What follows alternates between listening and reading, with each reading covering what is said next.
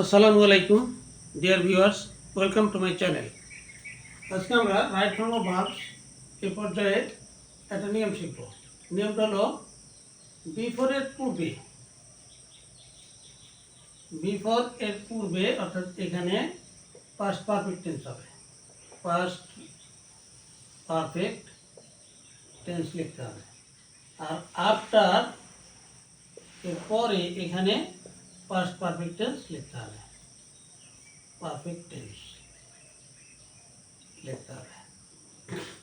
তাহলে এখানে যদি কোনো ভার্ব দেওয়া থাকে, হ্যাঁ ভার্ব থাকবে, সে ভার্বটা পাস্ট পারফেক্ট টেন্সের হবে বিফোরের আগে।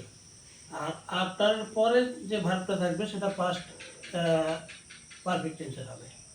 হ্যাঁ, বিফোরের পরে পাস্ট পারফেক্ট টেন্স আর আফটার পরে পাস্ট পারফেক্ট টেন্সের ব্যবহার করতে হবে।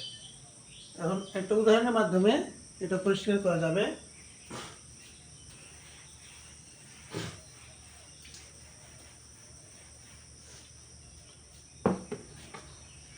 যেমন যদি বলা হয় দি পেশেন্ট, এখানে ব্র্যাকেটে ভার্বি অর্থাৎ রাইট ফর্ম অফ ভার্ব লেখা থাকলো die, to die.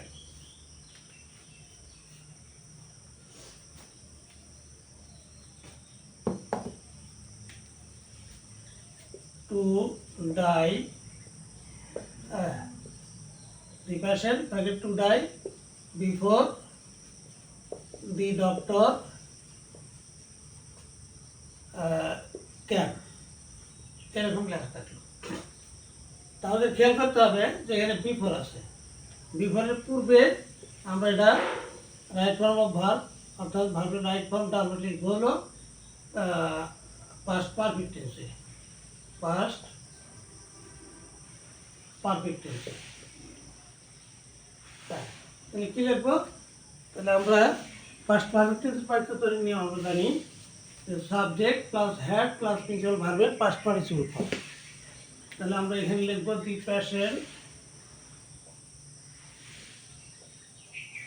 Patient had লিখবো, হ্যাড। তাহলে প্রিন্সিপাল ভার্ব হলো ডাই, তাই পাস্ট পার্টিসিপল ফর্ম হলো ডায়েট। দি পেশেন্টের ডায়েট লেখা পরেরটুকু লিখে দেবো বিফোর, বিফোর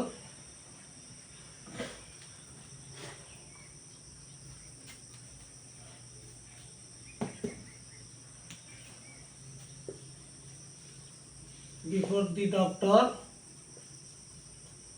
can, এই হয়ে গেল। তাহলে এখানে আমরা রাইট ফর্ম অফ ভার্ব অর্থাৎ ভার্বের রাইট ফর্মটা আমরা লিখবো ডায়েট, তার আগে হ্যাড লিখবো। এরকমই আবার আফটার যদি থাকে,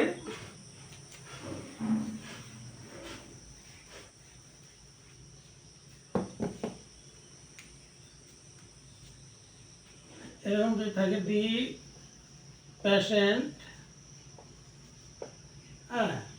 ডায়েট আফটার দি ডক্টর ব্র্যাকেটে টু কাম লেখা থাকে।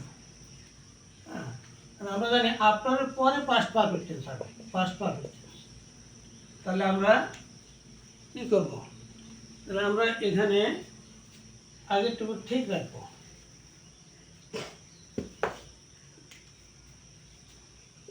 The patient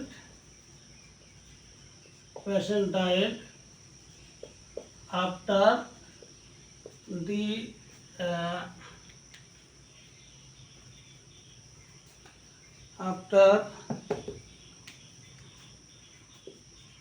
doctor. আমরা পাস্ট পারফেক্ট টেন্স করবো। তাহলে পাস্ট পারফেক্ট টেন্স করার জন্য সাবজেক্টের পরে হ্যাড লিখতে হবে। আমরা সাবজেক্ট লিখলাম দি ডক্টর, তারপরে হ্যাড লিখবো, হ্যাড। হ্যাঁ,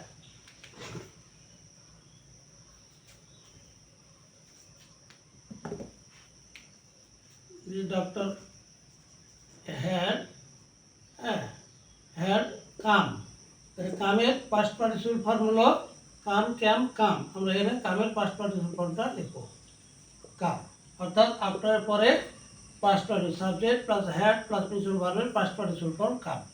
তাহলে ভার্বের রাইট ফর্ম হলো এখানে কাম।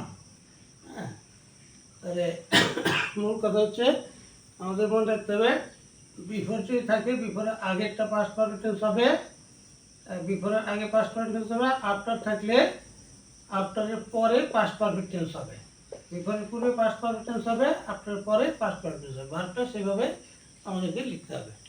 তো আজকে পর্যন্তই, আবার দেখা হবে ইনশাল্লাহ। থ্যাংক ইউ অল, আল্লাহ হাফিজ।